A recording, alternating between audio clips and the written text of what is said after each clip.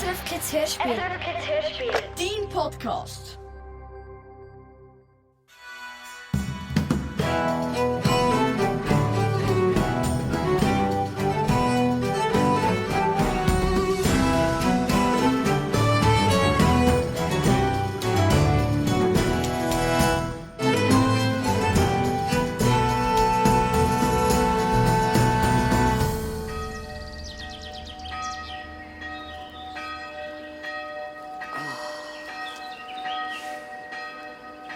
Lass mal, Regi.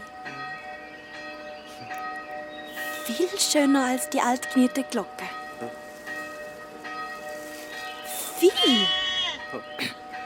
Man denkt, da ist ein richtig fetter Engel am Singen. Maria! Was? Ja, Die Mönche mit den dicksten Ränzen haben doch auch die besten Stimmen, oder? ja, schon, aber ja, stolz. Das Kloster wird noch berühmt für seine Glocken, wirst du sehen, Regi. Mit dem ersten Glockenmacher auf der Welt, der die Glocke güsst und nicht aus Blech zusammennietet.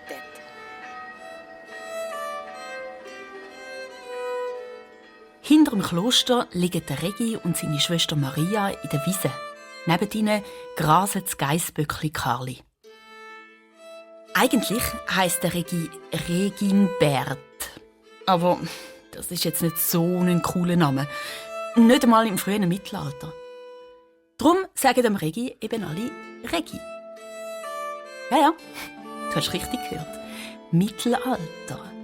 Wir sind da nämlich im Jahr 810 nach Christi Geburt. Über 1000 Jahre ist das her. Aber ein paar Sachen sind hier genau gleich wie heute. Zum Beispiel, dass es schön ist, im warmen Gras zu liegen, in die Sonne zu blinzeln, vor sich anzudösen und der Glocke zuzuhören. Irgendwann, ich sag das, da hat's denn überall so Glocken. In jedem Dorf. Ah ja. Und am Sonntag, da läutet's überall, alle miteinander. Träum weiter! So viel Silber gibt es ja gar nicht auf der Welt. Ein ganzer Zentner hat der Glockengüsser Tanko bekommen für seine nächste Glocke. Vom Kaiser Karl höchstpersönlich. Ein Zentner Silber! Ach, jedes Dorf eine Glocke. Du spinnst ja, Regi. Ja, in unserem Jahr des Herrn 810 nach Christi Geburt vielleicht nicht. Aber später mal. Im frühen Mittelalter hat noch nicht jedes Dorf eine Glocke gehabt. Es war vieles noch ganz anders wie heute. Kein Auto, keine teerende Strasse, keine Hochhäuser oder Handys. Dafür ein Haufen Wald und Weide, Häuser aus Holz und Lehm, Bauernhöfe, wo die Menschen mit allem Lebenswichtigen versorgt haben. Und es hat grosse Klöster gegeben, wo man das Wissen gesammelt und aufgeschrieben hat, wie in einer riesengroßen Bibliothek. Die Klöster sind zu dieser Zeit gleichzeitig Kirche, Schule, Spital, Werkstätten und Künstlerateliers gsi. Und Ort, wo Altes bewahrt und Neues erfunden worden ist. Wie eben die erste Glocke, die man aus Metall gegossen und nicht mehr aus Blech zusammengenietet hat. Stell dir vor, eine Glocke aus Blech. Die hat gar nicht richtig tönt, mehr so kesselt oder kleffelt. Ja, jetzt lass doch mal, Regi, du Schnarchnase. Das tönt wie ein Engel mit einem richtig runden Ranzen. Also, wenn dir der Vater gehört, das ist lästerig. Sag grad richtig. Du hast den stinkigen Geissbock nach dem Kaiser Karl getauft. Der Karli, der stinkt nicht. Ah, ja. Und er macht jedem Namen eher. Das wird ihm wenig nützen. Bald wird's Winter und der Karli zu Pergament und Schinkli verarbeitet. Wie alle anderen gibt sie auch. Nie, der Karli nicht. Für das haben doch nicht aufgezogen und durchgeschöppelt. Und wie willst du das verhindern? Die Maria hat recht. Sie hat meistens recht, obwohl sie erst 10 ist und der Regi der Ältere. Ja, zwar nur 1 Jahr, aber er ist der Ältere. Der Geissbock Karli ist wirklich in Lebensgefahr. Alle Gizzi vom Kloster werden nämlich schon im ersten Jahr noch vor dem Winter geschlachtet und es ist schon September. Ja, Es wäre einfach zu teuer, alle Gitze in den langen Winter durchzufüttern. Darum werden sie geschlachtet und der Gerbermeister macht aus dem Geissenleder Pergament fürs grosse Kloster. Im Mittelalter hat es nämlich noch kein Papier gegeben. Für jede Buchseite hat man die Haut von einem Schaf oder Geissli gebraucht. Die Haut ist zu Pergament verarbeitet worden und die Mönche haben dann mit Federkiel und Tinte drauf geschrieben. Stell dir vor, für ein einziges Buch haben sie 25 bis 30 gegerbte Gizzi-Hüte gebraucht. Ja, natürlich nicht für Postizettel. Für so etwas hat es Wachstäfel gegeben, wo man Buchstaben reinritzen konnte. Aufs kostbare Pergament hat man nur ganz wichtige Sachen geschrieben, wie heilige Schriften und Urkunden. Aus dem Karli wird keine so wichtige Urkunde, das schwöre ich. Ich habe auch schon einen Plan. Ich lerne lesen und schreiben. Und dann arbeite ich in der Schreibstube vom Kloster. Verdiene mein eigenes Geld und dann kaufe ich den Karli. Dann wird er ein Riesenbock und mein bester Freund fürs Leben. Ja, das mit dem Schreiben ist allerdings nicht so einfach. Als Gerbersohn dürfte der Regi gar nicht in die Schule. Das dürfen nur Klosterschüler, also junge Mönche und Kinder von Adligen.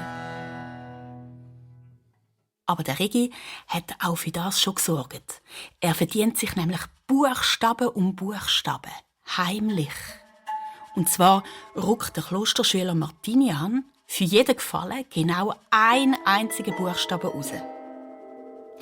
Und das immer versteckt hinter dem Abtritt. Das ist das Plumpsklo. So hat man am WC früher gesagt. Gut stinkt es dort nicht mehr so. Und das verdanken wir am Regi.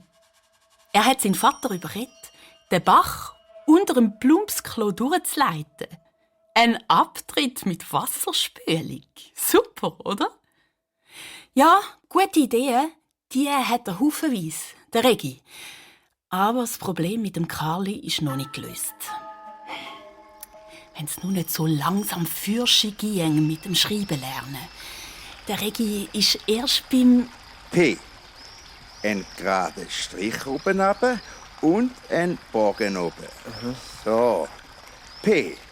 In principio erat verbum. Am Anfang war das Wort. Das ist ein wichtiger Satz aus der Bibel. So. Jetzt du, wenn du auf dieser mageren Wachstafel überhaupt noch irgendetwas reinkratzen kannst. Ich weiss, das Wachs ist schon fast ganz abgeschabt. Du, Martinian, Was? könntest du mir vielleicht mal ein bisschen Wachs mitbringen aus dem Kloster? Was? Na, geht's noch? Hey, woher nehmen und nicht stellen? Wachs ist kostbar und wird nur in der Kerzenwerkstatt aufbewahrt. Und da kannst du mir heute nicht ausnahmsweise 2 Buchstaben beibringen. Oder gerade mein Name. Reginbert. Da fehlt ja nur das R und das T. Du wirst immer unverschämter. Nein, das kommt gar nicht in Frage. Erst morgen wieder. Aber nur, wenn du mir eine neue Gänsefeder bringst. Und zwar vom Flügelspitz verstanden. Verstanden. Außerdem, bis morgen hast du deine Wachstafel hier nachgefüllt, klar? Ja. Also, morgen nach der Mittagsglocke wieder da hinter dem Abtritt. Und Pünktler! Klar. Ja, großartig. Ein Problem mehr statt weniger. Problem. Himmelheuleiter, woher soll ich jetzt das Wachs nehmen? Ja, da gibt's nur eins. Der Regi braucht Hilfe. Und zwar von der... Maria? Gell, du bist doch heute mit der Gänse auf der hinteren Weide, oder? Frag nicht so blöd. Meinst du, es wäre vielleicht möglich, noch mal eine Federn abzuzwicken vom Flügelspitz, wenn es geht? Für den Martinian wieder? Ja. Echt jetzt? Was findest du eigentlich an dem? Ist doch ihm sein Pech, wenn er zu lahm ist, um eine Gans einholen. Das verstehst du nicht. Das ist Nächstenliebe. Aha, so. Ich verstehe das nicht. Nein, so habe ich das nicht gemeint. Doch, Maria... Hey.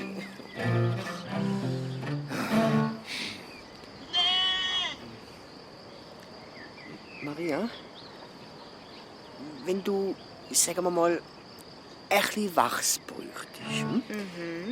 Also nur so im Fall. Ja. Nicht viel, nur ein bisschen, so ein Viertelkerzchen vielleicht. Wo würdest du das besorgen? auch für den Martinian? Oh nein, das ist etwas anderes. Ich brauch's halt für etwas. So. Ich schwör's, bei allen fetten Engeln im Himmel. Ich finde raus, was da läuft, Brüderherz. Maria, bitte. Also gut. Ich helfe dir nochmal. Noch einmal.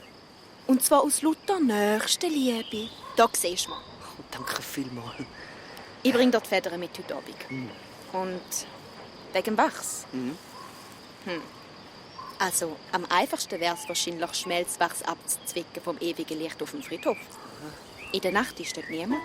In der Nacht? Ja, sicher in der Nacht. Ja, Am Tag ist dort viel zu viel los. aber Maria, Die ernten das- ganz Obstbäume auf dem Friedhof. aber da kannst du doch... Es steht Aber in der Nacht traut sich dort keiner umzuschneuken. Ja. Bis auf ein paar verlorene Seelen vielleicht. Sein oder andere Irrlicht. Maria! Oder ein paar Geister. Maria, hör aus, Tageslicht scheuchen wie du. Das ist nicht lustig. Ah.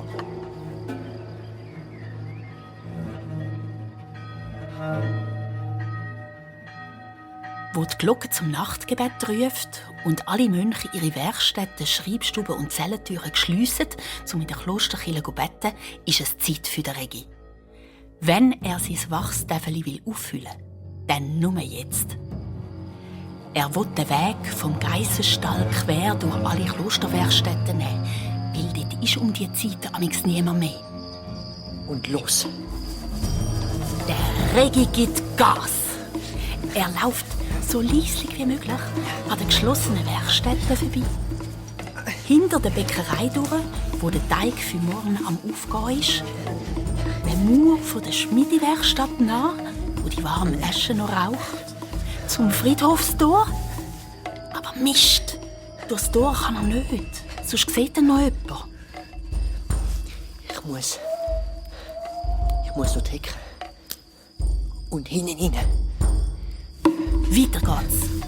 Auf die Zechenspitze, an den Gänseställen und Hühnern vorbei. Weil, wenn die verwachen, gibt's einen riesen Mais und alles säckelt her, um den Fuchs zu vertreiben. Gott sei Dank, kein Mucks. Jetzt hinten durch die Hecke. So. Und da bin ich. So, und jetzt zum ewigen Licht. Ja. Aber was ist das dort? Ja, aber dort bewegt sich etwas.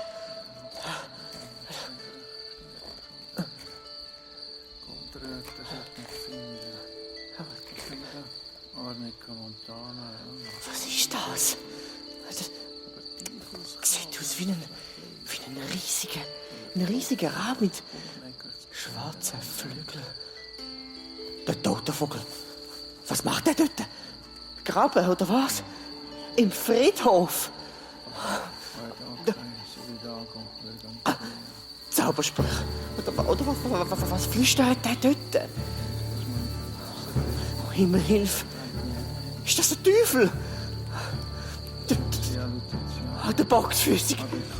Er kommt in meine Richtung. Nein. Und er hinkt. Lauf, Regi!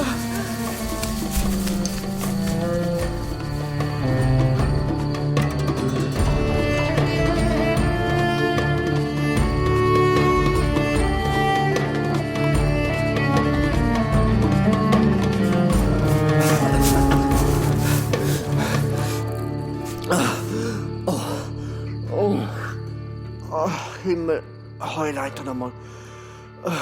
Das ist jetzt knapp gewesen. Und wie?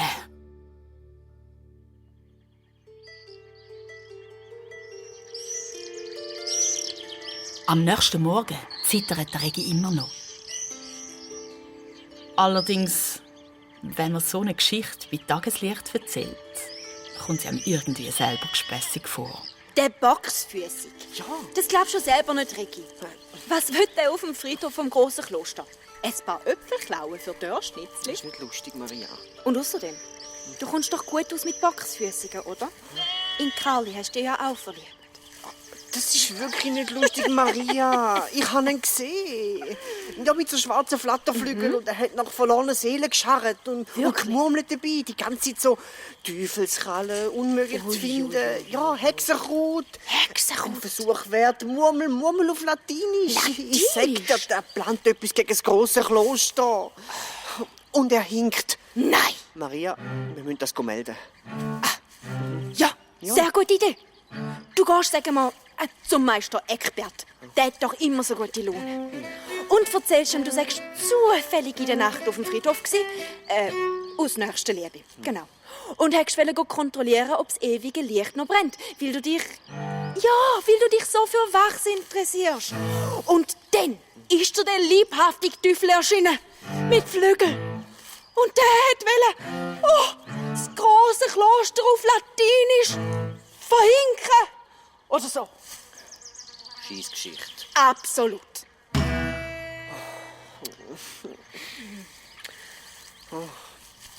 Außerdem nimmt sie denn selber nicht Wunder, was da läuft? Ich? Ja. Also, ja, geht so. Ja, Aber? wohl sicher irgendwie schon. Aber du hast Schiss. Nein, sicher nicht. Aber Maria, wenn du den gesehen hättest... Kann ich aber nicht rein. Weibervolk ist im grossen Kloster nicht erlaubt. Das darf ja höchstens heimlich durch den Hag blinzeln. Sonst wäre das Rätsel schon längst gelöst. Das kann ich dir sagen.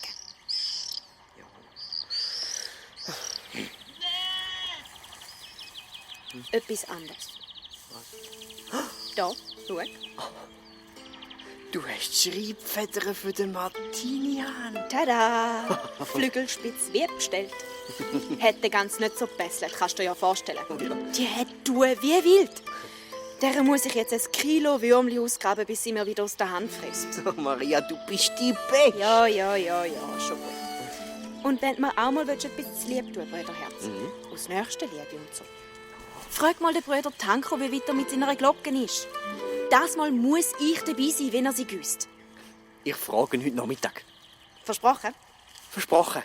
Die Maria hat eine wunderschöne Feder besorgt. Die perfekte Schreibfeder. Aber das Wachs hat der Regi immer noch nicht. Und ohne Wachs kein Schreibtäfeli.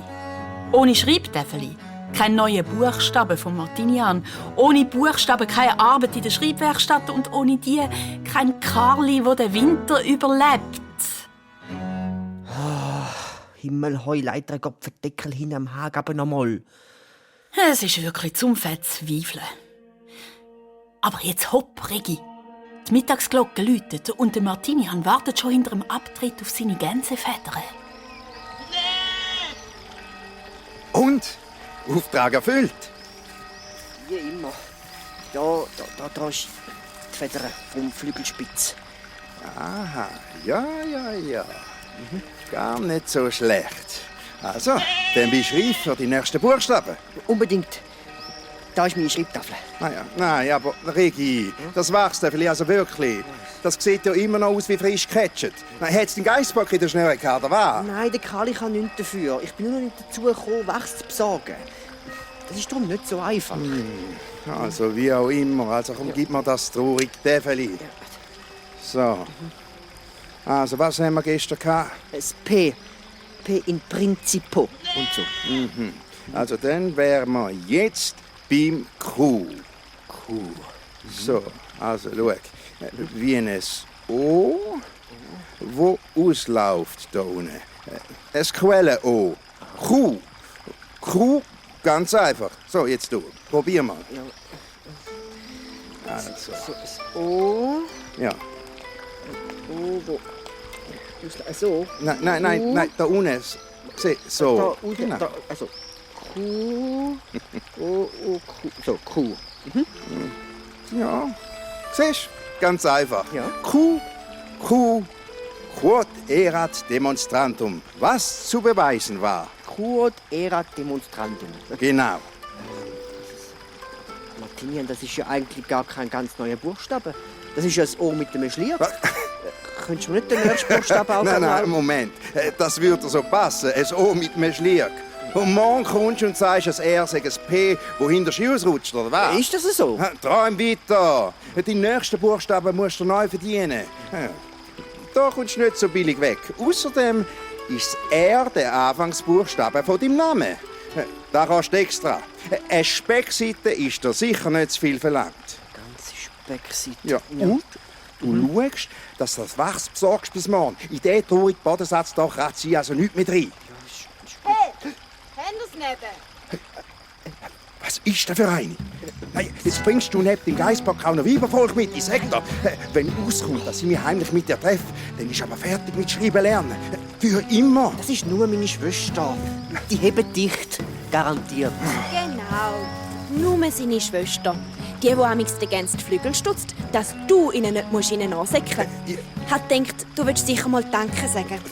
Also, ich muss schon lang. Jetzt schau mal den. Der ist ja doch nicht so lahm, wenn er will. Maria, das ist nicht lustig. Meinst du, ich habe ihn verschreckt? Jetzt hör auf. Ich muss noch von dem lernen. Von mir kannst du auch lernen. Zum Beispiel dich nicht erpressen lassen von so einem blöden Double. Das tut einem ja weh, wie du kuschst vor Das dem. verstehst du nicht. Da hast du komplett recht.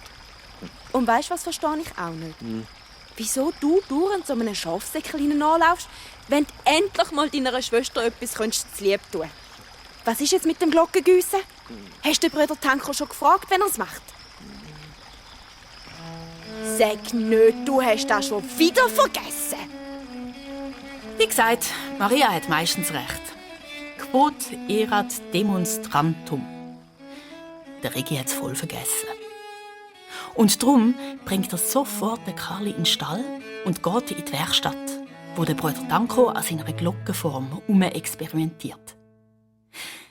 Allerdings, die Koga-Speckseite für den Martinian geht am Regi einfach nicht aus dem Kopf. Wie soll er die besorgen? Die Rauchkammer mit all diesen feinen Sachen drin ist der am besten bewachte Ort vom Kloster. Und geklaut hat der Regi auch noch nie. Wie er das überhaupt kann? Er ist ja doch eine herrliche Haut. Aber sonst lernt er nie schreiben. Und er muss doch, sonst wird der Karli geschlachtet. Wo der Regi zu der Glockenwerkstatt kommt, steht der Bruder Tanko vor einem grossen, schlammigen Ungetüm aus Lehm. Bruder Tanko? Ist das eine Glocke, die du hier formst? Nein, noch lange nicht. Das ist der Glockenkern, also das, wo mal die hohle Innenseite der Glocke wird. Ah, und dann? Die muss jetzt austrocknen. Und nachher muss ich die Form der falschen Glocke mit dem Lehm drumherum formen. Dort kommt dann die Äusserform drüber. Der Lehm der falschen Glocke in der Mitte wird rausgeschlagen und der Hohlraum, der bleibt, wird mit heißem Silber gefüllt. Spannend. Ja, aber ich überlege gerade, was mache ich, dass die Lehmglocke nachher besser wegbringe von der Form. Es müsste irgendwie so wie so ein Trennmittel geben, dass sich der Lehm vom Glockenkern nicht mit dem Lehm von der falschen Glocke mischt. Wie wär's mit Einfetten? Einfetten? Einfetten? Keine schlechte Idee. Aber mit was für Fett? Speckseite. Oh. Du bist ein Lustiger. Wie kommst du jetzt auf Speckseite? Einfach so ist mir gerade so durch den Kopf. Oder Gänseschmalz. Könnte man auch ausprobieren. Speckseite, Gänseschmalz. Wäre jetzt nicht drauf gekommen, aber wieso nicht? Wäre ein Versuch wert. Soll ich es holen? Also ich weiss, wo die Rauchkammer ist. Ja, also wenn du so fragst. Gern. Das ist am Regi sein Glückstag. Nicht zum Glauben. Er kann hochoffiziell in die Rauchkammer vom Kloster hineinlaufen, wo die Würste und die Schmalztöpfe und Speckseiten und das Rauchfleisch wie im Schlaraffenland an der Wand hängen. Eine große Speckseite bitte und 2 Pfund Gänseschmalz. Das ist ein Auftrag von Bruder Tanko. Er braucht das, um seine Glocke zu gießen. Die für den Kaiser Karl. Schnell!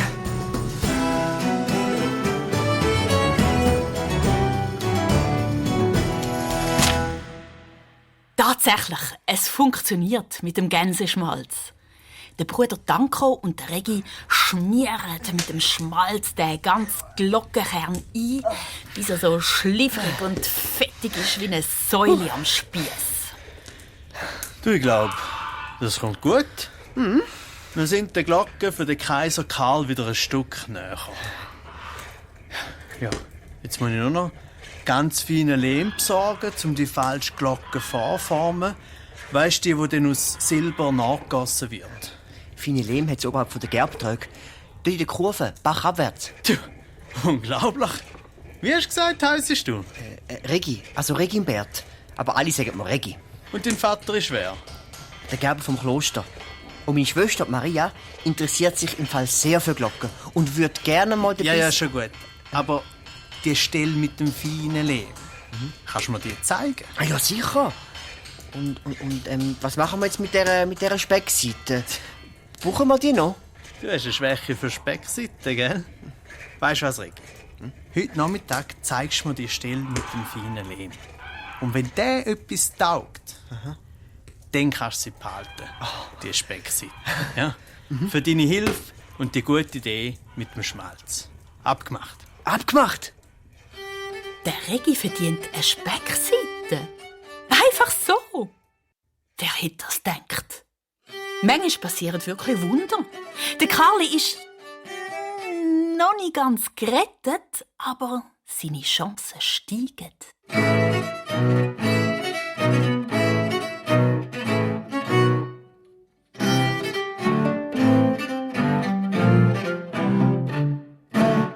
Und wo die Nachmittagsglocke läutet, führt der Regi den Bruder Danko bachabwärts zu der Stelle mit dem feinen Lehm.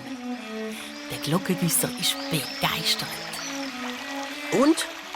Perfekt. Fein, fast schmierig. Genau die richtige Konsistenz. Okay. Du lass, ich schicke gerade 2 Brüder mit dem Max vorbei. Die sollen hier einen Trag voll ausgraben und mir in die Werkstatt bringen. Kann ich helfen? Danke, Regi. Ich komme jetzt selber zu Schlag. Und wegen der Speckseite. Ja, ich bring dir deinen Lohn heute nach dem Vesper zum Pilgerspeissaal. Ich gebe dort Suppe aus heute Abend. Lauf jetzt. Danke.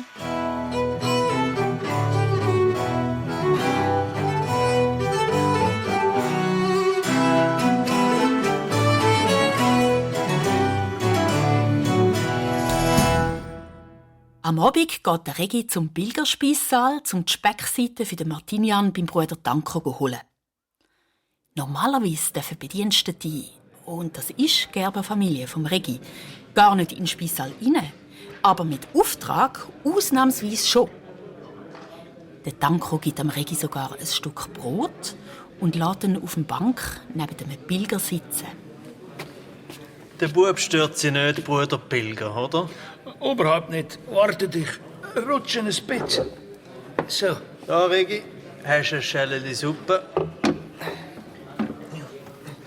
Und da hast du deinen Lohn. Das Stoffsäckchen kannst du behalten. Danke vielmals. Und wenn ich wieder mal etwas helfen kann, ich sollte dringend ein bisschen Wachs noch besorgen. Also wenn ihr etwas zu tun hättet, sagt einfach Bescheid. Jederzeit. Ein guter. Also der, Herr Goethe. Ein guter. Oh, Ihnen ist da noch ein Büchlein am Boden runtergefallen. Oh, danke schön. Es war schade drum. Das habe ich im Morgenland bei einem sarazenischen Händler eingetäuscht. Ein ganz besonderes Bärchen. Im Morgenland? Ja, so sagt man den Ländern weit im Osten, wo unsere Sonne am Morgen aufgeht. Ich war dort auf Reisen und habe das Bärchen auf dem Basar erstanden. Von einem Ungläubigen? Andersgläubigen, würde ich Kinder sagen. Man kann viel lernen von denen. Auf meiner Reise habe ich Sachen erlebt, ich hätte es nicht geglaubt, wenn ich es nicht mit eigenen Augen gesehen hätte. Und das in dem Büchlein da drin? Sind das Zaubersprüche? Ich glaube nicht gerade, nein. Das ist eine Schrift über Pflanzen. Ein Notizbüchlein von einem Heilkundigen in einer anderen Sprache. Persisch. Persisch? Ja, die hat sogar eine eigene Schrift. Ich bin gerade dran, die zu entziffern. Ja, Gott sei Dank sind Bilder dabei. Aber ich meine, jetzt ist unser Alphabet schon so schwierig und dann gibt's zu allem Elend noch andere Sprachen und Schriften. Ja, willst du lernen lesen? Du bist doch nicht in der Klosterschule, oder? Ja, ich... Aber bitte nicht weiter sagen. Wieso ei? Ich habe an einen Haufen selber gelernt und es nicht erzählt. Das ist manchmal gescheiter. Aber... Ich kann nicht weitermachen. Mein ganzes Schreibtäfel ist abgekratzt. Und ich weiss nicht, wann ich Wachs bekomme. Weißt du was? Gib mir das Täfel. Ich fülle es in der Klosterkappel auf. Dort hat es Knackkerzen und Wachs. Das merkt kein Mensch. Ihr wollt Wachs klauen für mich? Ich stille es ja nicht. Ich führe es an einen höheren Zweck zu. Ja, wer kennt Wachs besser am Herrgott dienen, als wenn man damit etwas lehrt? Das ist aber wirklich sehr, sehr nett. Danke. Danke vielmals. Da haben Sie mein Täfel. Ja, ist gut. Ich bringe das dann morgen wieder in den Speissaal zurück. Aber sicher. Ja, so gewiss wird die Sonne morgen wieder im Osten aufgehen. Und denk dran, Bub. Geduld ist ein Baum mit bitteren Wurzeln, aber mit süßen Früchten. Hat das auch ein Andersgläubiger gesagt? Ja, ich sage es ja, von denen kann man lernen. Fragt sich nur was. Regi, bist du immer noch da? Ja. Jetzt aber heim. So, ich kann gerade gehen. Ich bin schon gehen. Gut, das sagen miteinander. Adi. Lass nicht auf den, Regi. Dem ist nicht zu trauen. Warum? Ein Pilger mit komischen Ideen. Hat wahrscheinlich zu lange unter Ungläubigen gelebt. Wie heißt er denn? Sintram heisst er. Sintram. Das heisst Schins reisender Rab. So sieht er auch aus, wenn er abflattert mit seinem schwarzen Umhang. Ein komischer Vogel. Und wo der Regi am Sintram so nachschaut, fährt's ihm durch Mark und Bein. Der hinkt. Der sieht aus... Ja, genau. Wie der Schatten auf dem Friedhof letzte Nacht.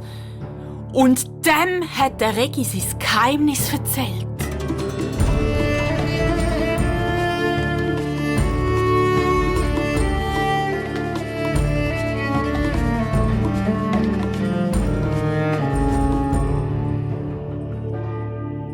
Auch wenn der Friedhof oder Gottesacker, wie man früher auch gesagt hat, im Morgennebel nicht ganz so gefürchtig aussieht wie in der Nacht mit Dunst über den Gräber, von allen unheimlichen Orten im Kloster hat der Regi auf den Gottesacker am allerwenigsten Lust. Aber er muss mit seinem Geissböckli Karli auf die Weide. Und der Weg führt am Gottesacker vorbei. Und der Karli schmückt die reifen Äpfel, die ab den Obstbäumen auf dem Gottesacker gefallen sind. Karli! Karli! Kommst du da an? Karli, nein! Man weiss ja, wenn ein Geissbock sich etwas in den Ring gesetzt hat, dann stiert er es durch. Karli, wenn du jetzt nicht sofort zurückkommst, dann... Und dann findet der Karli in der Friedhofsmauer eine Lücke. Mist! Was ist denn da los? Oh, der Meister Eckbert. Mit dem ist nicht zu spassen. Ein Geissbock auf dem Gottesacker. Um Gottes Himmels Willen. Entschuldigt, ehrwürdiger Bruder. 1000-mal. Karli! Und nochmal ein Niedrig. Nein. Der Gottesacker ist für Bedienstete nicht zugänglich. Das weißt du ganz genau.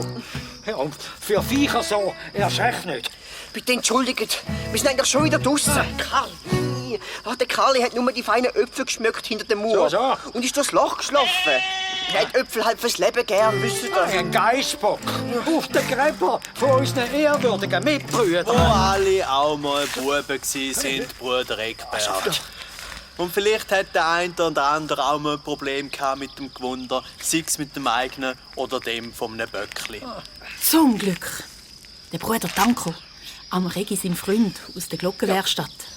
Das ist die Rettung. Was soll das heißen? Was mischt ihr euch eigentlich ein? Und du, Frechdachs, du kommst jetzt mit zum Vater ab. Nein! Ja, mal schauen, was der zu dieser Sache meint. Das geht leider nicht, Bruder. So, wie bitte? Das ist mein Helfer. Ich brauche ihn dringend, um die Glockenform in der Werkstatt vorzubereiten. Auch der Glockengüsser vom Kaiser Karl höchstpersönlich kann sich nicht immer alles erlauben. Der Bub kommt jetzt mit zum Abt. Ich bin mir ganz sicher, der Abt hat Wichtigeres zu tun. Ja. Los jetzt, Regi. Pack dein Böckli und ab. Ich erwarte dich in der Glockenwerkstatt und lass dich auf dem Gottesacker nie wieder blicken. Ja. Ich versprich's. Komm, Karli, komm. Das war knapp. Und allein am Bruder Tanko sein Verdienst. Er hat den Regi gerettet vor einem riesigen Rüffel. Und nicht nur vom giftigsten Mönch vom ganzen Kloster, sondern auch noch vom Abt und dem eigenen Vater. Dafür rüffelt dann der Tanko in der Glockenwerkstatt. Was soll das, Regi? Du kannst doch nicht einfach auf dem Gottesacker rumspazieren. Dort hast du wirklich nichts zu suchen. Es tut mir wirklich leid, Bruder Tanko, wirklich. Der Karl ist durch das Loch in den Mauer geschlafen und ich kann nicht nach. Du kannst doch nicht wegen einem Geissbock Totenruhe stören. Der Karl kann doch auch nichts dafür. Er ist ja nur den Äpfel nachgestiegen. Und sowieso, auf dem Gottesacker treiben sich noch ganz andere Vögel umeinander. Was soll das heißen? Vorletzte Nacht, Ja, was? da habe ich jemanden gesehen auf dem Friedhof rumgeistern. Und? Und so schwarze Flatterschatten. Was? Ja, er hat von Teufel und Hexen geredet. Und kinkt hat er auch. Lass, Regi, das ist jetzt wirklich nicht mehr Es lustig. ist wahr. Und ich glaube, ich weiss auch, wer es war. Raus mit der Sprache. Der Bruder Sintram. Der Pilger aus dem Speissaal gestern. Der Sintram? Ja, der hinkt und der Umhang stimmt auch. Und er hat so ein Büchlein mit so Zeichen drin. Und das hat er von einem Ungläubigen. Ein Alchemist vielleicht. Ja. Was ist das? Weißt du, das sind Leute, die mit allen möglichen Sachen experimentieren. Gift mischen, Kräuter und Elemente erforschen und probieren, wertvolle Metalle herzustellen. Gold und Silber und so. Ich habe mal von einem gehört, der hat sogar Mumienpulver bei sich gehabt. Ja, aber genau so Bilder von Kräutchen und Pülverli sind in dem Buch drin gewesen. Die Sache gefällt mir gar nicht. Regi, du versprichst mir jetzt hoch und heilig, dass du um den Friedhof einen grossen Bogen machst. Ist das klar? Ist klar. Und der Sintram, den nehme ich jetzt mal ganz genau unter die Lupe. Ich treffe ihn nachher beim Morgen. Du, das ist grossartig. Probier herauszufinden, was er auf dem Gottesacker gesucht hat. Aber unauffällig. Und heute Nachmittag kommst du in die Glockenwerkstatt rapportieren. Jetzt Haus aber. Bring deinen Geissbock in den Stall. Sonst hängt er morgen bei den Schinkli in der Rauchkammer. Ein zweites Mal kann ich ihn dann nicht rausschnorren. Danke, Bruder Tanko. Viel 1000 Mal. Hui, da hat der Regi aber einen schönen Auftrag gefasst. Ein Alchemist ausfragen, was er zur Nacht auf dem Friedhof sucht. Mit zittrigen Knien geht der Regi zum Speissaal, wo der Sintram in seinem schwarzen Pilgerumhang am Tisch sitzt, wie ein riesiger Rab auf einem Ast. Und verdächtig freundlich winkt er dem Regi, wie wenn nichts wäre. Obacht, Regi, vorsichtig sein und nicht ablenken lassen. Komm zu, Bub. Nicht so schief. Komm zusammen.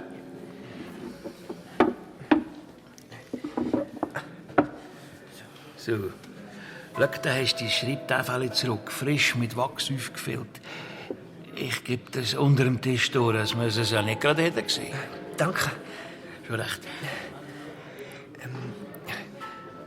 Bruder Sintram, das Büchlein, das ihr gestern dabei hattet, darf ich das noch mal anschauen? Du bist meine ein Gewunderfitz, Bub. Ein Träumer, sagt der Vater immer. Ja, Träumer und Gewunderfitz braucht es auf dieser Welt. Gute Fragen stellen ist schwieriger als gute Antworten geben. Wieder ein Sprichwort aus dem Morgenland, wo der Nagel auf den Kopf bricht. Ja, ohne Träumer und Wunderfitz würde ja alles immer beim Alten bleiben. Da, schau. Mein Bärchen. Bis dahin habe ich Sätze übersetzt. Siehst du, Arnika montana, geht gegen Krampfadern, Gicht und Rheuma. Da Brennnessel. Brennnessel. Urtica diorica, das reinigt das Blut, entzündungshemmend. Hilft beim Bisseln. Aber sind die denn ein Giftmischer? Ein Giftmischer? Ja. Dummes Zeug. Wer sagt so etwas? Los, Bub, du musst aufpassen mit solchen Verdächtigungen. In diesen Zeiten heute hat man dann gleich ein paar abergläubige Eiferer am Hals. Ich bin kein Giftmischer und auch kein Alchemist, und das meinst du? Wieso sind ihr denn auf dem Friedhof gsi? Das ist jetzt nicht ganz so unauffällig, wie es der Regi vorgehabt hat. Aber wenn einem der Sintram so anschaut, wie vorhin beim Wort Giftmischer, mit diesen Augen, dann zieht er einem Geheimnis einfach zu den Nasen raus. Ist das echt Zauberei? Auf dem Friedhof? Ja, in der Nacht, vorgestern. Ich habe euch gesehen. Du bist wirklich ein gewunderes Bürstchen. Pass nur auf, wo du deine Nase reinsteckst und was du dabei denkst. Ja, es ist wahr. Ich war auf dem Herrgott Sacher. Ich kann nicht schlafen, der Hexe so sehr mit zwickt, wie schon manchmal. Weißt du, es gibt ein bestimmtes Kräuter dagegen. Und ich habe gedacht, auf dem Friedhof wäre es vielleicht zu finden. Teufelskralle heisst es. Teufelskralle? Ja, wegen der Form heisst es so. Leute, mein Bärchli, daher, ja, da, hat das Kräuter heilende Wirkung bei Gelenkschmerzen und eben auch bei Hexenschuss. Das einzige Mittel, das mir eigentlich geholfen hat. Ich habe es vor Jahren auf einem Basar von einem sarazenischen Händler gekauft. Aber unterdessen ist es mir eben ausgegangen. Ich suche es bei jeder Gelegenheit. Und vom Friedhof haben mir viel versprochen. Ja, das Kräuterwachsen scheint es gut auf steinigem Grund, aber ich habe es auch dort nicht gefunden. Ja, wahrscheinlich gibt es die Pflanze gar nicht bei uns hier am Land. Dann sind ihr gar nicht mit dem Boxfüssigen im Bund. Das auch noch. Nein, Regi Böb. Du musst deine verrückte Fantasie ein bisschen mehr ziegeln. Ich glaube, es wäre gescheiter, du kümmerst dich von denen ums Lesen lernen, gell? Dann hast du weniger Zeit, um umeinander zu spekulieren und kannst von gescheiten Köpfen etwas lernen. Lesen lernen, genau. Hui. Vor lauter Alchemie und Teufelskrallen und Boxfüße hat der Regi sein Lieblingsböckli fast vergessen. Dabei hat er doch jetzt alles zusammen für den nächsten Buchstaben. Sein Wachstäfeli frisch aufgefüllt und sogar eine Speckseite verdient für den Martinian. Das heisst, heute lernt er seinen nächsten Buchstaben. Danke, Bruder Sintram. Danke vielmals fürs Wachstäfeli. Schon recht, schon recht. Da hat es aber einen Präsent. Der Regi wetzt heim, packt sein Leinensäckchen mit der Speckseite und der Karli. Und Punkt Glockenschlag steht er hinter dem Abtritt. Und? Also den nächsten Buchstaben zahlst du mir im Voraus. Kein Problem, Martinian. Da hast du die Speckseite. Danke. Und das Wachstäfeli habe ich aufgefüllt, wie versprochen. Nicht schlecht so. So langsam kann man die brauchen. Das schmeckt durch den Leinensack durch. Das ist doch mal ein Buchstaben wert. Heute ist R dran, wie Regi. Also, gib mir das Wachstäfeli. Ja. So. R. R. Requiescat in pace. Ruhe in Frieden. R-I-P. Das steht einmal auf der Grabstein. R. Also schau. Ein Strich runter und ein Bogen oben und da. Das P, wo hinter sie ausschlüpft. Also doch. Was auch immer, du Schlaumeier. So, probierst du. Ja, also ein Strich nach unten. Genau.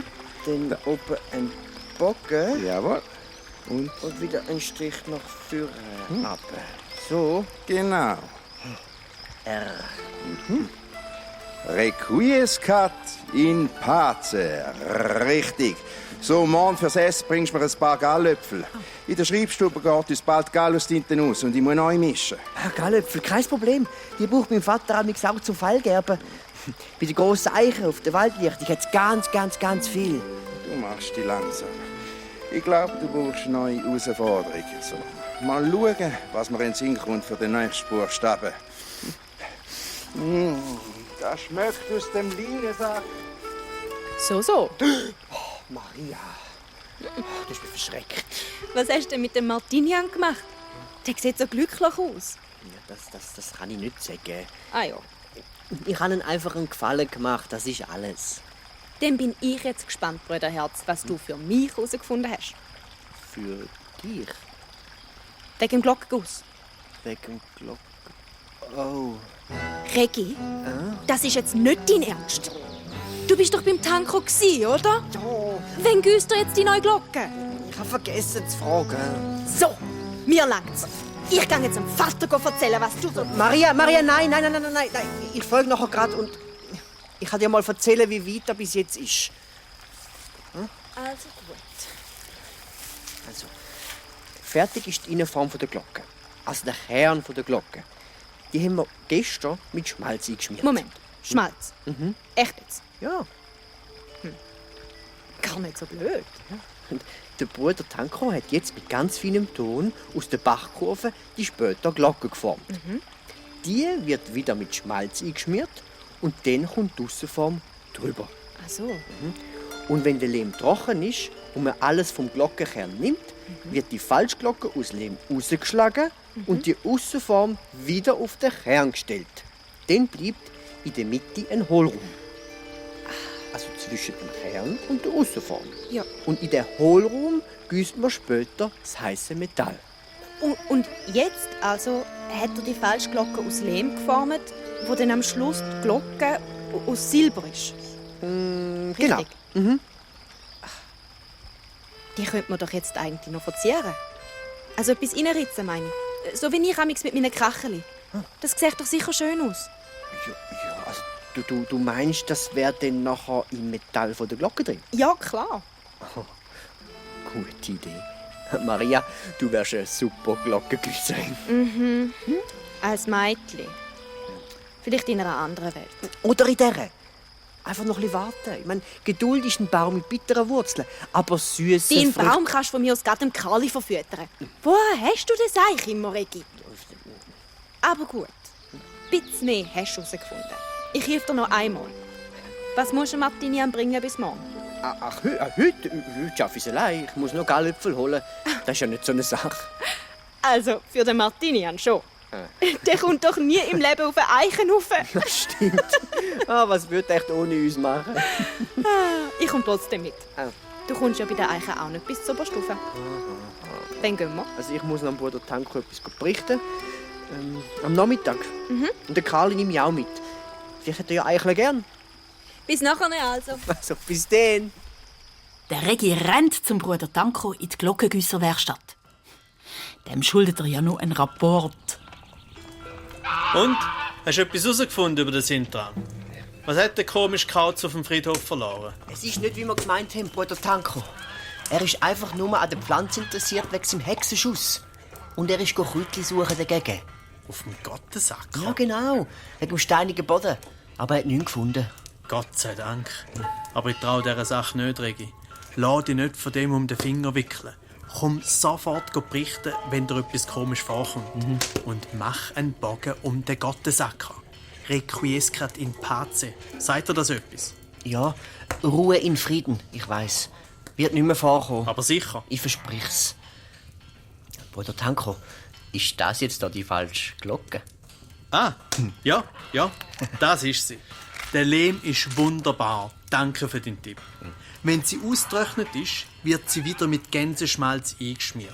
Die äußere Form kommt drüber, die falsche Glocke in der Mitte wird weggeschlagen und dann geht's endlich ans Giessen. Und solange der Lehm noch feucht ist, wollen wir die Glocke nicht noch ein bisschen verzieren? So reinritzen. Zum Beispiel den Ritter Georg oder den Gallus. Oder etwas reinschreiben. Ein Segen oder so. Verzieren? Woher du immer die Ideen nimmst? Ja, also eigentlich ist die Idee von der Maria.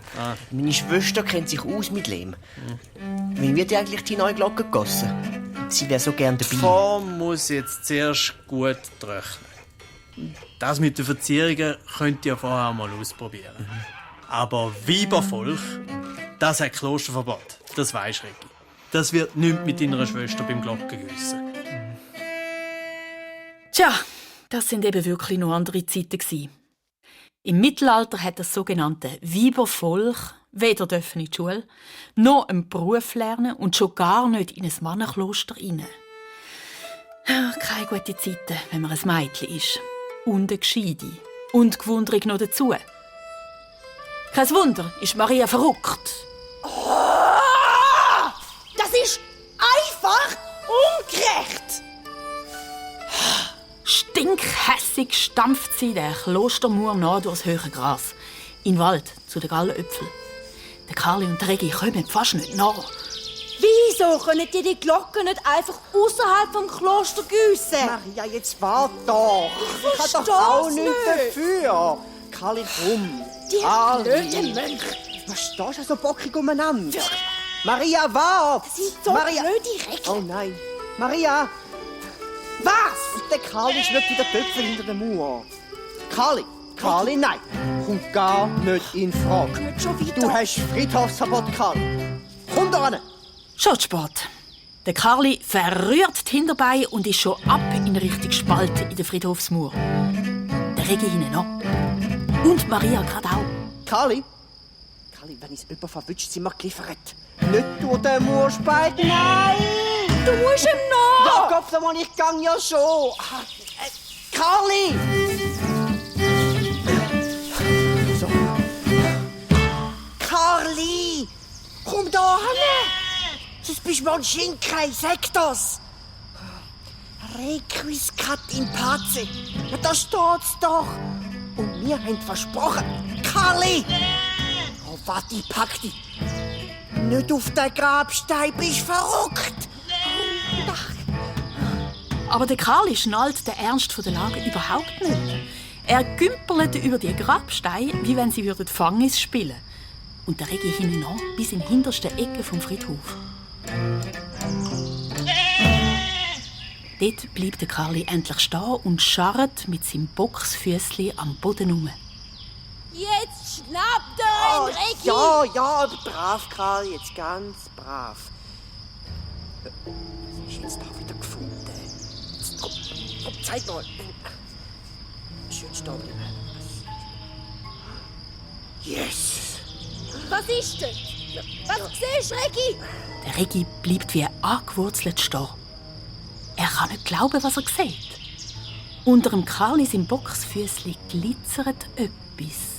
Und wo der Regi das Gras auf die Seite tut, glänzt dort Silber, ein ganzer Haufen Silberbarren.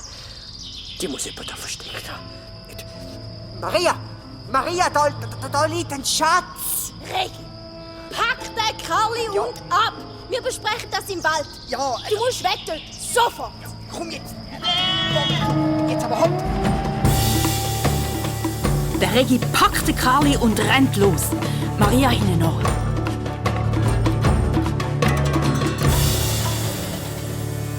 Und erst auf der grossen Eiche im Wald verschnauft es.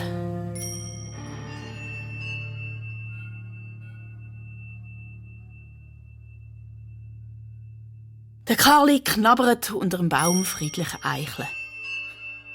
Die Maria klettert zwischen den Ästen rum und sammelt Gallöpfel. Das sind so runde grüne Böllen an der Unterseite der Eichenblätter mit so schwarzem Zeug drin, wo man braucht zum Tinte mischen. Und der Regi erzählt seiner Schwester endlich alles. Alles, was in den letzten Tagen passiert ist. Nochmal von seinem Erlebnis in der Nacht auf dem Friedhof, dann vom Pilger Sintram und sogar, dass er schreiben lernt, von Martinian. Jeden Tag einen Buchstaben gegen Gefallen, um in der Schreibstube etwas verdienen und am Karlis Leben retten. Er erzählte Maria alles. Das tut gut.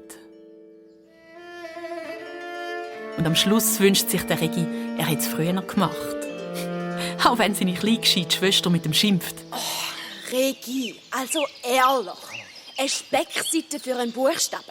Ich weiss nicht mehr, wie viele Schreibfedern schon Gallöpfel und wilde Brombeere will, oder? Die hätte ja so gern den Martinian. Und dann sicher sonst noch Säb und jenes. Mit all dem Zeug hättest der Karli doch schon längst kaufen, du Klaus. Ich habe ja nicht gewusst, dass Martinian jeden Buchstaben immer noch teurer macht. Ehrlich, Regi, im Träumen bist du super. Aber das Das Planen überlässt wirklich besser jemand anderen. Dafür kann ich jetzt schreiben. Also ich meine das Alphabet. Bis zum R. Und für die Gallöpfe gibt es morgen ein S.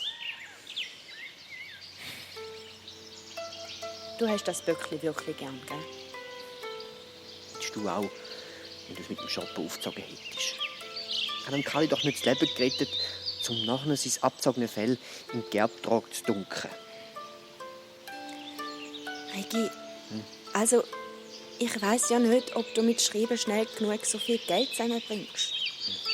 Es ist ja schon bald Winter. Na eben. Was, wenn... Also... Wenn das Silber wirklich gestohlen ist. Wenn wir den Silberdieb fangen und am Kloster ausliefern, vielleicht hättest du dann einen Wunsch frei. Meinst Du sagst, es ist der Bruder Sintram. du? Sicher. Oder er ist halt doch ein Alchemist. Vielleicht hat er es ja geschafft, Silber zusammen zu mischen. Und jetzt muss er das Geheimnis für sich behalten. Stell dir mal vor, das Kloster wüsste von dem Geheimnis. Wir hätten Silber, dass es nur so klopft. Vielleicht könnten wir dann wirklich jedem Dorf eine Glocke giessen. Das wär's. Ja. Aber dafür müssten wir dem Bruder Sintram sein Geheimnis entlocken. Vergiss es. Dem ziehst du so ein Geheimnis nicht einfach zur Nase aus. Meinst Ja, der schaut dich so an und dann... Ich weiß auch nicht. Dann erzählst du ihm alles, was er für dich behalten. Ich sag dir, der ist mit dem Boxfüssigen im Bund. Wir müssen auf frischer Tat ertappen, sodass er einfach nichts mehr abstreiten kann. Wie willst du das machen? Vielleicht... Ja, vielleicht, wenn er in der Nacht geht, sein Silber auf dem Friedhof verstecken. Dann könnten wir ihn auflauern und ihn überwältigen. Vielleicht geht das. Ich könnte ja den Bruder Tanko fragen, ob er uns hilft. Oh, auf gar keinen Fall. Je mehr Leute eingeweiht sind, desto unsicherer wird die ganze Sache. Regi, wem vertraust du im Kloster? Ich meine, so ganz und gar. Also, dir und dem Kali noch. Aber wir drei können es allein nicht mit dem Giftmischer Alchemist und Silberdieb aufnehmen. Und wenn wir Pech haben, noch mit dem Teufel höchstpersönlich. Wieso nicht? Ich weiss Wir nicht. haben ja selber einen Boxfüssigen dabei, gell, Karli? Alles, was wir brauchen, ist ein guter Plan. Und bis morgen haben wir den auch.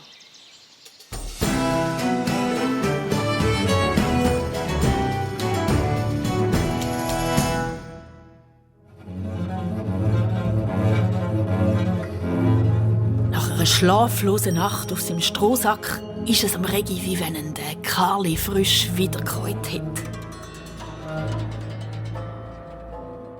Ein Giftmischer und Silberdieb auf frischer Tat ertappen und überwältigen.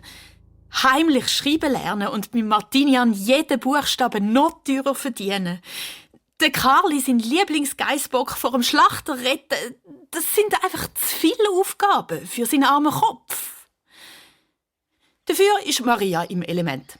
Sie schmiedet mit roten Backen Pläne, wie wenn sie dafür geboren worden wäre. Wir fangen ihn im Sack und dann schleichen wir ihn mit aller Kraft zum Abt. Und wenn wir den Sintram gefesselt zum Abgebracht haben und der fragt, was du dir für den Fang wünschst, dann sagst du, dass du den Karli darfst behalten. Und dass die nächste Glocke außerhalb vom Kloster gegossen wird, sodass alle dabei sein können, auch Weibervolk, wie ich. Maria. Also, Sepp musst du jetzt nicht extra sagen. Maria. Aber der Abt der kann dir das gar nicht abschlagen. Immerhin haben wir einen Silberschatz gefunden. Ein Dieb oder Alchemist überführt. Und Maria! was? Zuerst müssen wir einmal haben, den Sintram auf frischer Tat ertappen. Und dann überwältigen. Wie willst du das machen? Wir sind 2 Kinder, wenn dir das noch nicht aufgefallen ist. 2 Kinder und ein Bock. Ja, also der Karl war bis jetzt noch keine grosse Hilfe. Nichts als Ärger hat er gemacht. Wir müssen das nur geschickt einfädeln. Wo hat der Sintram Silber versteckt, hast du gesagt? An der Friedhofsmauer, hinten im Ecke hinter dem Grabstein. Genau dort könnten wir also von der Mauer oben runter einen Überraschungsangriff starten, oder? In der Nacht. Ich gehe in der Nacht dort nicht mehr hin. Nein, das ist mir zu unheimlich. Am Ende ist der Sintram doch nicht ein Teufel im Bund. Und dann? Ich bin doch bei dir. Wir gumpen also von der Mauer oben runter und fangen den Sintram in einen grossen Sack. Und zack, Seil drumherum und gut verschnüren. Und dann rufst du die Mönche zusammen und der Übeltäter wird samt dem Silber im Kloster übergeben. Und dann gibt's die Belohnung. Maria, also das erste Problem ist schon mal, wo sollen wir einen Sack hernehmen, wo ein ausgewachsener Mönch drin mag? Hast du das schon mal überlegt? Klar. Und den Plan, wie wir den überkommen, habe ich auch. Und wie? Du bringst doch am Martinian immer seine Sachen hinter den Abtritt, oder? Ja, immer im Tausch gegen einen Buchstaben. Und? Ich würde sagen, jetzt könnte Martinian uns doch mal etwas bieten. Ich verstehe kein Wort. Ist auch nicht so wichtig. Bringen du nur dazu, heute nach dem Nachtgebet noch mal hinter den Abtritt zu kommen. Versprechen von mir aus noch mal eine Speckseite dafür, ein Räucherschenkli oder irgendetwas, egal. Apropos Martinian, ich muss los, ihm Gallöpfel bringen und meinen Buchstaben lernen. Wenn nämlich alles schief geht, ich schreiben lernen die letzte Hoffnung für den Karli. Heute Abend nach dem Nachtgebet beim Abtritt. Nicht vergessen! Wie ein goldener Blitz fielt der Regi um die Ecke, rasselt voll in jemand rein und verheddert sich komplett in einem riesigen schwarzen Umhang. Und alle seine Gallöpfel rugeln auf dem Boden umeinander. Oh Mist! Oh, Valette, hast du dein Znini verloren, hä? Warte, ich helfe dir zusammenlesen. Der Bruder Sintram. Regi, jetzt konzentrier dich. Nicht rausbringen lassen von dem seinem freundlichen Getue. Nein, das sind Gallöpfel. Ja. Braucht man zum Tintenmischen. Aha. Ich meine zum Fellgerben oder so. Tinte, ja. Tintenrezept, das kommt aus unserem Morgenland. Aber dort wird aus Rös und Gummi Arabicum gemischt. Weil die Schreibkunst hat eine grosse Bedeutung in diesen Ländern. Ich muss! Kopf, schon wieder? Wie macht das der Sintram? Fast hätte er dem Regi wieder ein Geheimnis aus der Nase gezogen. Warte nur, du boxfüßiger Silberdieb. Du wirst mich schon anders kennenlernen. Heute in der Nacht gilt's ernst.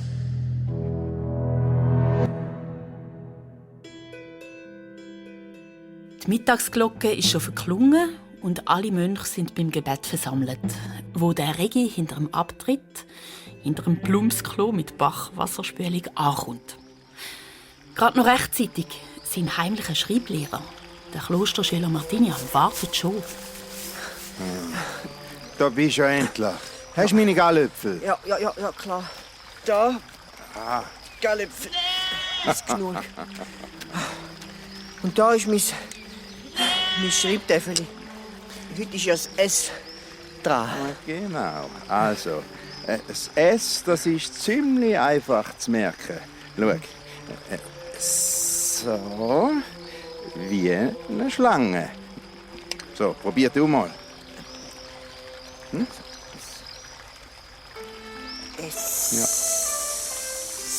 Sehr gut. Sicut erat in principio et nunc et semper. Genau. So war es im Anfang wie auch jetzt und alle Zeit und in Ewigkeit. Amen. Ja, schön wär's, wenn alles immer gleich bleiben und seine Ordnung hätte. Am Regi wird's richtig schlecht, wenn er an das Durcheinander in den letzten paar Tagen denkt. Sein Geissböckli in Lebensgefahr und ein Silberdieb im Kloster, wo seine Schwester im Alleingang überwältigen will. In der Nacht auf dem Friedhof, wo es schon spukt. Aber stopp. Sorgen machen bringt nichts. Konzentration, Regi. Du hast ja noch einen Auftrag von deiner Schwester. Und übrigens, wenn du wieder mal Lust hast auf eine Speckseite oder auch ein Räucherschenkli, einfach melden, gell? Was? Ein Räucherschenkli? Im Ernst? Das besorgst du einfach so? Einfach so? Nein, das nicht, aber wenn du heute nach dem Nachtgebet noch mal da ankommst und mir das Tee lernst, dann soll es gelten. Heute Abend? Also, ein Räucherschenkli. Da läuft mir das Wasser im Mund zusammen. Abgemacht? Also gut, abgemacht. Bis heute Nacht. Bis heute Nacht. Gut. Da ist aber einer auf den Geschmack gekommen. Sehr schön. Ich weiss immer nicht, was das soll, Maria. Wir haben ja gar kein Räucherschenkli. Das Mal soll ja auch er uns etwas stiften. Leck, Brüderherz, hast du eine lange Leitung? Siehst du nicht, was der anhat?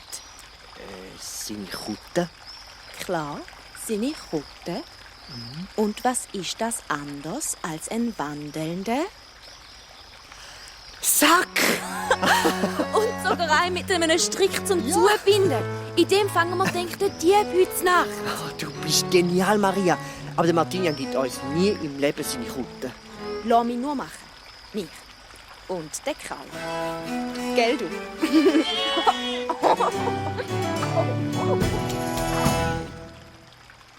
Und so gehen Maria, der Regi und der Karli am Abend wieder hinter dem Abtritt in Stellung.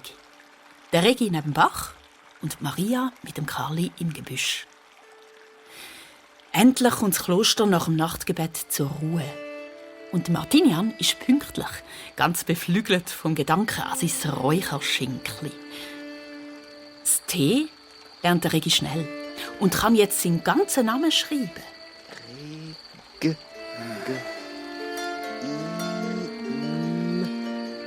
B. E. R. T. So, jetzt wird ich aber endlich mein Schenkli. Ja, gerade einen Moment. Das T ist noch nicht super. Aber er hockt wie auf Nadeln. Was hat echt Maria vor? Wenn sie nicht langsam etwas unternimmt, ist der Martinian fort, samt seiner Kutte. Ja, eben Tee. So. Ja, jetzt bitte mein Schenkli. Ja, warte, schreib's mal. Karli, stoß! Hopp jetzt, du blöder Bock! Wenn ein Bock nicht will, verschrecken von hinten. Hü, Ume! Der Karli verschrickt, juckt zum Gebüsch aus, bütscht den Martinian, der verliert das Gleichgewicht, rutscht das Bord ab und mit einem grossen Platsch landet er im Bach. Oh Gott, Obama! Du liebe Zeit. Geht's? Hilf mir da raus, Regi! Ja, ich mache das. Moment! Du kommst doch nie mit dieser platschnassen Kutte das Board drauf. Zieh sie ab und gib sie rauf. Die Karte zuerst. Vielleicht können wir dich mit dieser raufziehen. Ja. Ja, also gut. So, da, nimm! Ja, ich hasse sie. Da. Ist das kalt? Ja, man kann noch. Arme mit meinem armen Sünder. Und da kommt die Kutte. Ja. Wir helfen dir raus, Martinian. Versprochen. Aber zuerst müssen wir deine Kutte auslehnen. Was? Das ist wichtig. Ja. Am gescheitsten, du bleibst dort auf dem Stein hocken. Nein. Aber still sein, verstanden? Ja. Ausser du hast Lust, am abzuklären, was du in der Nacht im Unterhemd und am Abtritt machst. Nein, das könnt ihr doch nicht machen. Regi, hilf mir! Ja, Ich lerne also Ausbau, aus WXY und Z alles, was du willst, aber hol mich da raus! ja, ich würde ja gern, ehrlich, aber es muss noch ein bisschen warten. Es geht um den Karli. Ja, weißt du was, ich lade den da. Der passt auf dich auf. Regi, jetzt mach dir keine Sorgen um den. Ja. Unkraut verdirbt nicht. So, jetzt los, Regi. Wir haben noch etwas vor.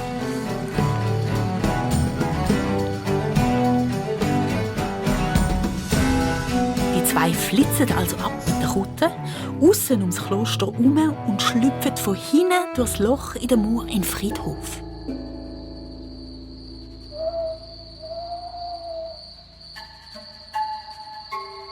Leislich huschen Maria und der Regi an den Gräbern vorbei. Das Silberversteck findet der Regi sofort. Die Barren glänzen im Mondlicht. Die Maria und der Regi klettern über einen Obstbaum auf die Friedhofsmauer und verstecken sich im Efeu und warten. Und wartet. Und wartet. Regi, nicht einschlafen. Dort. Dort ist etwas. Ein Schatten. Er kommt näher. Ist er das? So schwört er ja nicht direkt auf uns zukommen. Der will zu seinem Silber, das ist doch sonnenklar. Los jetzt, Regi. Auf mein Kommando werfen wir einen Kutte über den Kopf und verschnüren das Päckchen. Bist du sicher? Denk an Karli, Regi. Wir schaffen das. Wir schaffen das.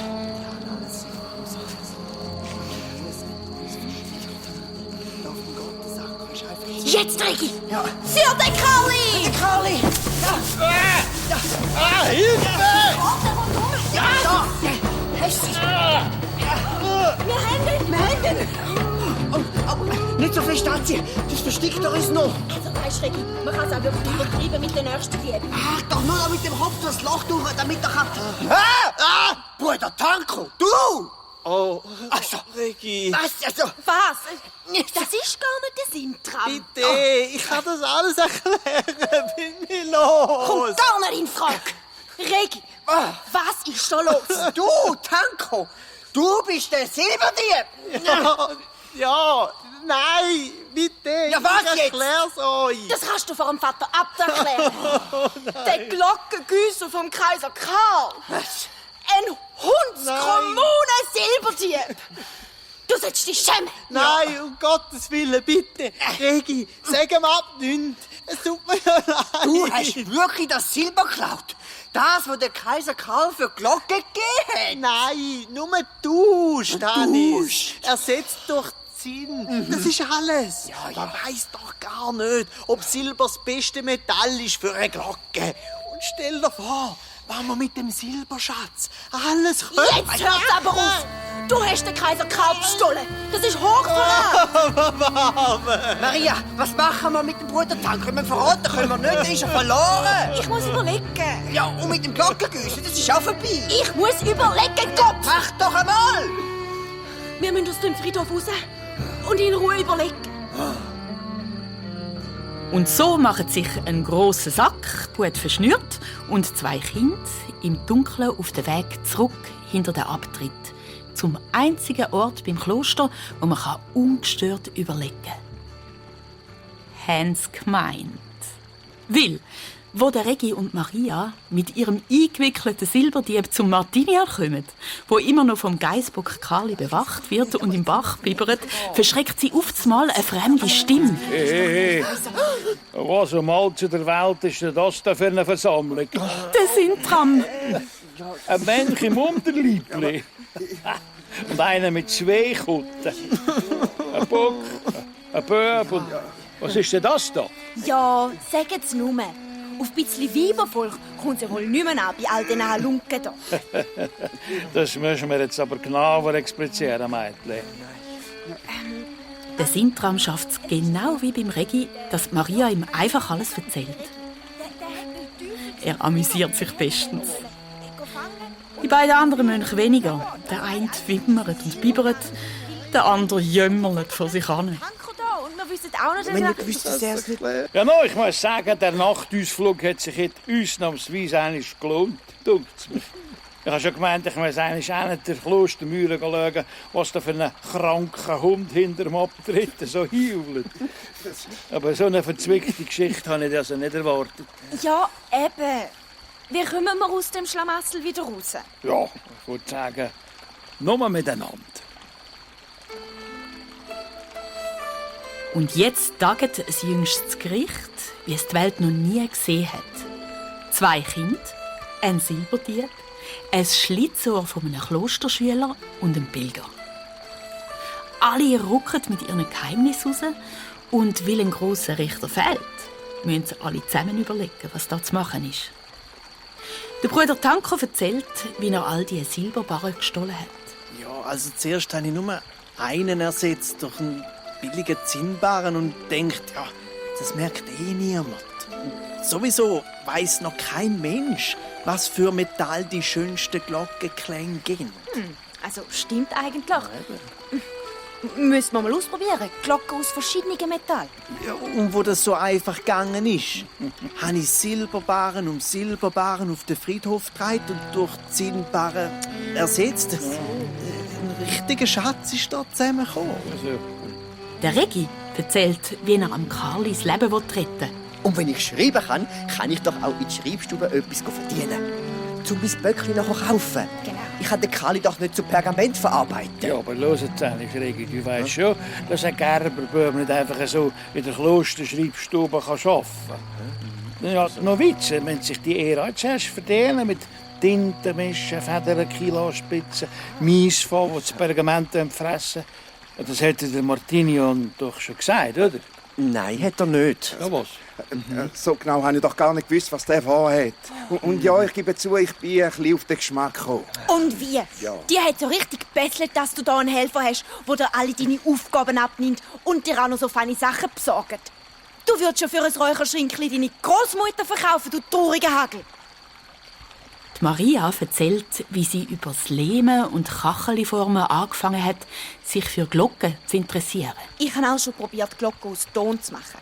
Aber die tönen halt nur so schepperig und dumpf, gar nicht schön. Und die Glocke vom Tanko, die hat mich umgehauen. Ich würde so gerne wissen, wie das geht. Weibervolk hat ja Klosterverbot, aber ich will doch nur einmal zuschauen. Der Einzige, der nichts beichten muss, ist der ursprünglich Verdächtige, der Bruder Sintram. Er hockt da, krault den Karli am Geissenbärtli und lässt allen gut zu. Himmel, Heuleiter noch einmal. So ein Durcheinander. Und bis morgen müssen wir wissen, wie es weitergeht. Nur nicht gesprengt, los ich dir erzählst. Du wolltest doch aber nicht etwas sagen, wegen der Erfinder von der Wasserspielung und die erste Glockengässerin der Welt seien jetzt schon mit ihrem Latin am Ende. Das kann ja nicht sein. Der liebe Gott hat einmal 7 Tage gebraucht, bis er eine Ordnung hat in dem Durcheinander. Wenn man schludert, wird da nicht raus. Jetzt müssen wir miteinander am Tisch gerieren, wenn wir das in die Turne klepfen. Einverstanden? Und das machen sie. Alle zusammen. Es ist aber wirklich knifflig. Und sie verlieren ein paar Mal fast den Faden. Das ist eine gute Idee, oder? Nein. Das kann nie funktionieren. Nein, In der Morgendämmerung finden sie endlich zusammen. Die Jungen und die Alten, die Sünder und die Unschuldigen, die Silber- und die Räucherschinken-Liebhaber, die Geissenfreunde und die Glockenfans. Und? Was sagen ihr jetzt? Ist das ein Plan oder nicht? ein sehr guter Plan.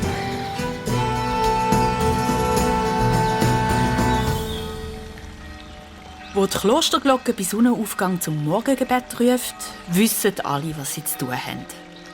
Der Regi und Maria wickeln den Tanko aus und den Martinian wieder in seine Kutte ein.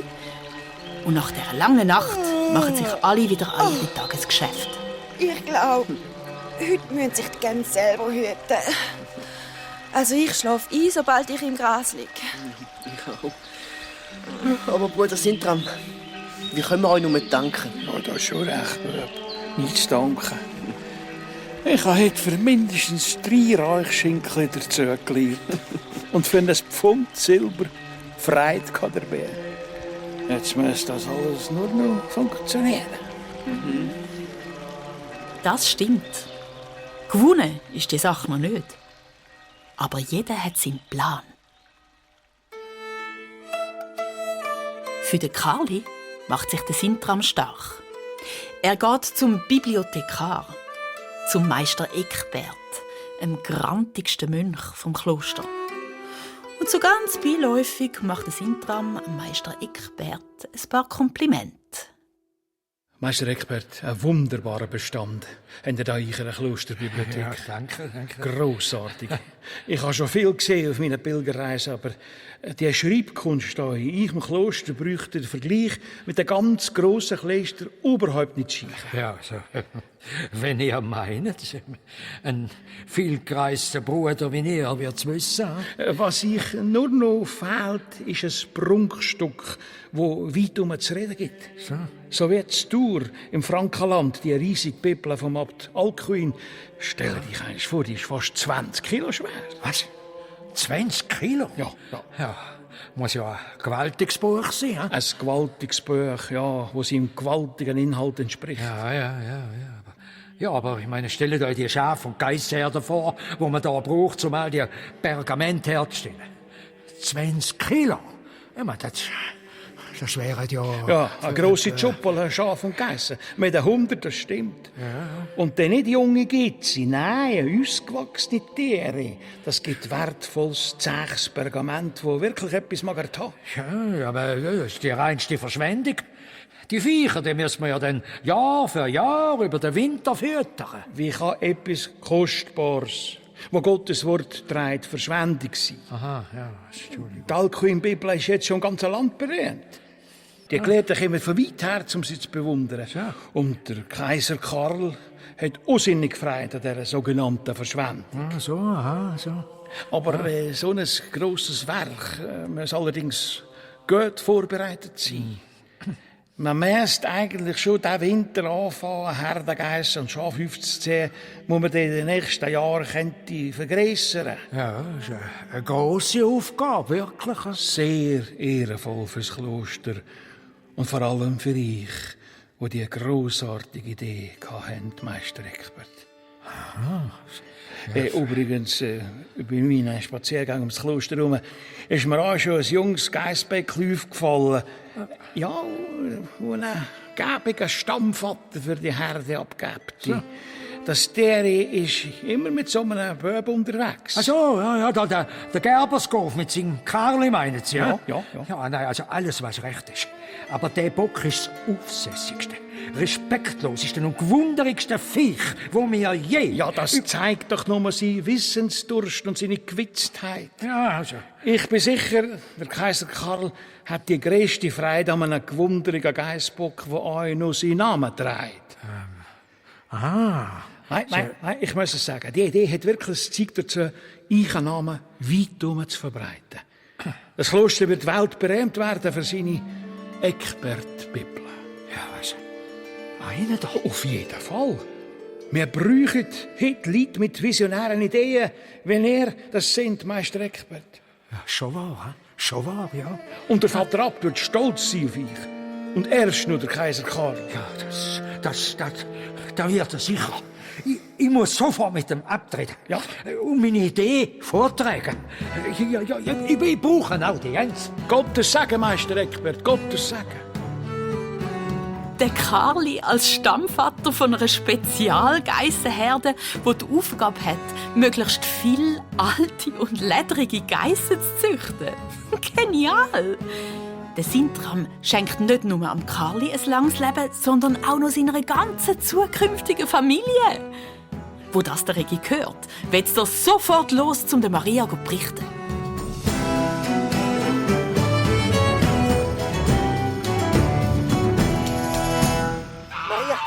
Maria, musst du hören. Bist mal still. Ist gerade spannend. Der Martinian hat gerade unterredet mit dem Vater. Und er gibt sich Mühe im Fall. Man könnte fast meinen, es ging wieder um ein Räucherschimpfchen. Aber was besprechen Sie denn? Der Martinian sagt, du siehst richtig. Du wirst schnell lernen, siehst dienstig und hast gute Ideen. Du sagst sicher eine grosse Hilfe in der Schreibwerkstatt. Gerade im Winter. Den brauchen sie nämlich neben zum Holzhacken und Heizen. Und er sagt, wenn du dich bewährst, könntest du vielleicht später selber Schreiber werden und ein bisschen zum Familieneinkommen beitragen. Was? Ja, du hast einen guten Fürsprecher, Regi. Ich wünschte, ich hätte auch so etwas. Das hast du ganz sicher, Maria. Der Tanko, der schaut schon. Achtung, der Martinian kommt.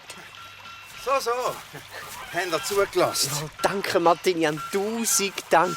Gar nicht so schlecht eingefädelt, Martinian. Man könnte meinen, es wäre wieder um eine Speckseite gegangen. Ja. Können wir bitte nicht mehr davon reden jetzt? Hey, ich mein's ehrlich, Martinian. Ja. Danke viel mal. Du bist ein richtig guter Lehrmeister. Auch wenn du das bis jetzt nur für eine Speckseite gemacht hast, Ja. aber ich freue mich zum Weiterlernen. Also. So machen der Martinian und der Regi eigentlich das Gleiche wie vorher. Jetzt aber ganz offiziell. Der Regi besorgt dem Martinian, was er braucht und hilft in der Schreibstube. Und der Martinian lehrt dem Regi noch den Rest vom Alphabet und wie man Tinten mischt, Federkiel spitzt und Urkunden vorbereitet. Und der Regi wird für seine Arbeit bezahlt.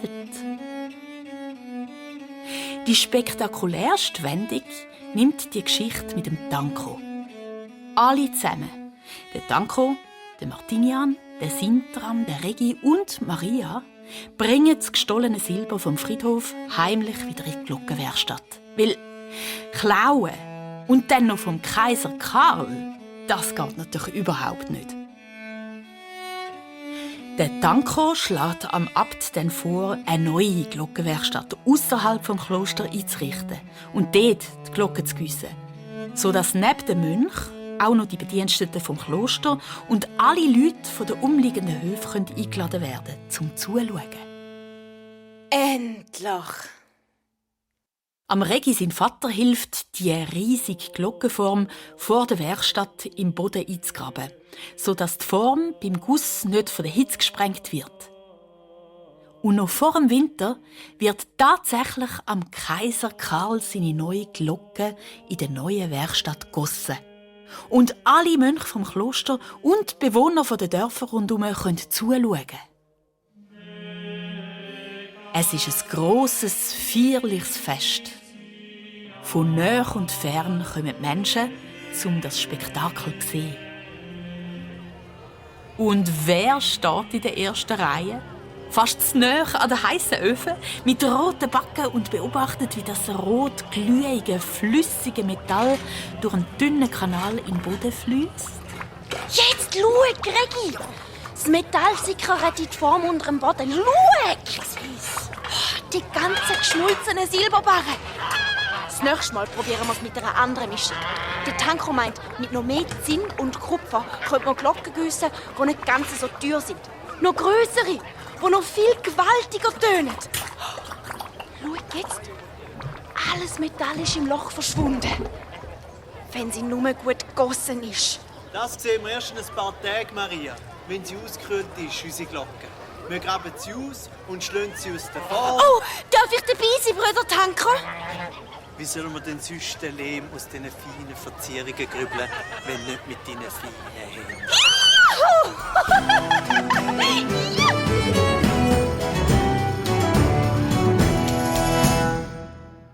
Die neue Glocke wird ein paar Tage später, wo sie abgekühlt ist, ausgegraben und aus ihrer Lehmform geschlagen. Und jetzt ist die Spannung gross. Wie tönt die neue Silberglocke vom Kaiser Karl? Regi, Maria, ihr habt mich wirklich vor einem grossen Fehler bewahrt. Ihr dürft sie anschlagen. Jetzt? Einfach so? Ja? Den Klöppel dagegen schlagen. Ist der schwer? Hilf mir, Regi. Ja, und... Gottlob, sie tönt. Wie ein fetter Engel im Himmel.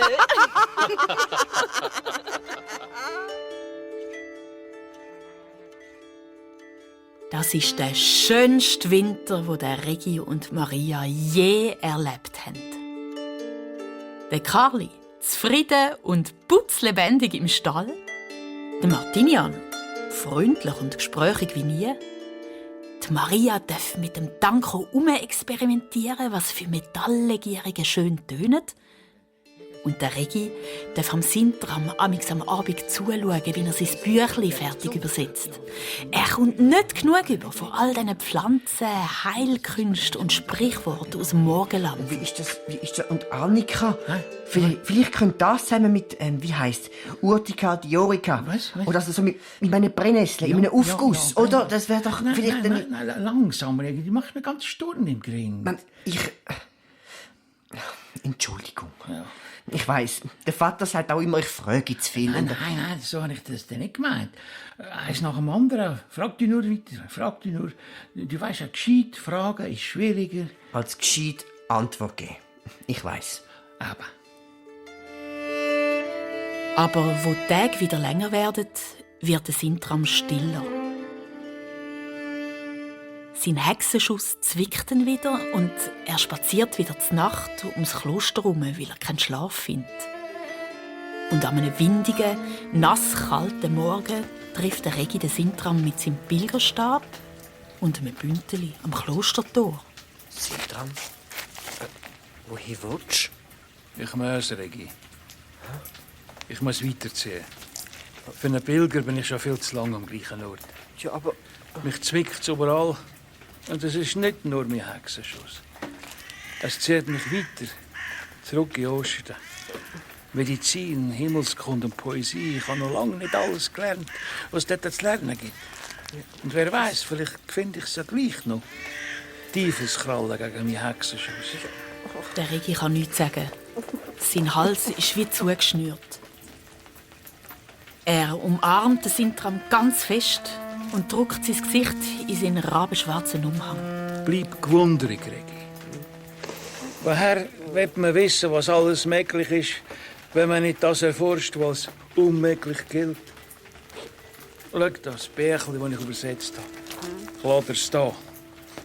Vielleicht schreibst du es einmal ab für die Klosterbibliothek. Hä?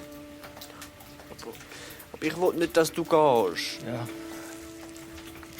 Mir war es auch noch nie so schwer ums Herz beim Weiterziehen. Aber wie sagt Maria Allig, wenn der Bock nicht will, Verschrecken. verklipft ihn von hinten. Genau.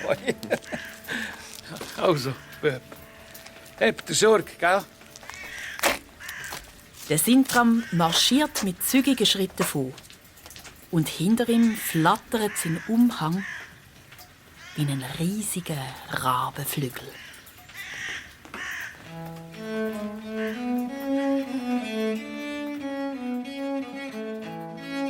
Der Frühling kommt und man schmeckt ihn schon von weitem. Leider schmeckt er nicht so blümchenmässig. Nein, der Karli hat angefangen zu stinken. So richtig böckeln, dass man es nicht mehr in seiner Nähe aushalten. Leck, Regi! Du und dein Bock, ihr stinkt 10 Meter gegen den Wind. Im Büchlein vom Sintram hat es doch sicher etwas dagegen. Da hat es Kräutchen gegen Mundgeruch und Stinkfüße und solche zum Zimmer ausräuchern. Da werden wir doch auch mit so einem Böckli noch fertig. Böckli ist gut. Ein ausgewachsener Geissbock ist das. Das sieht jeder außer dir, Regi.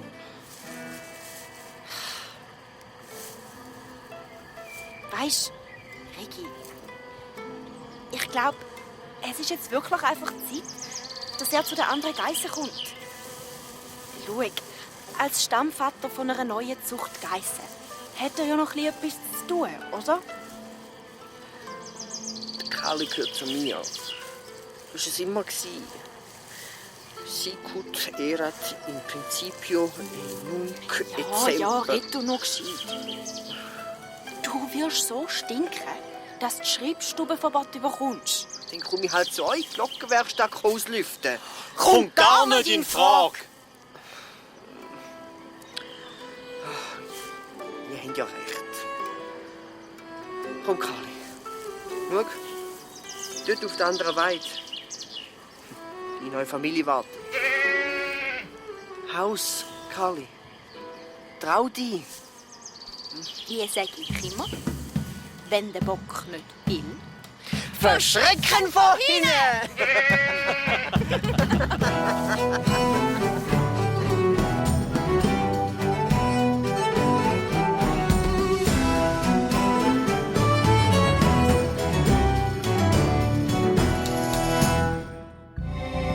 SRF Kids Hörspiel. Hat dir die Geschichte gefallen? Es gibt noch viel mehr. Abonniere jetzt den Podcast und du verpasst nie eine Geschichte.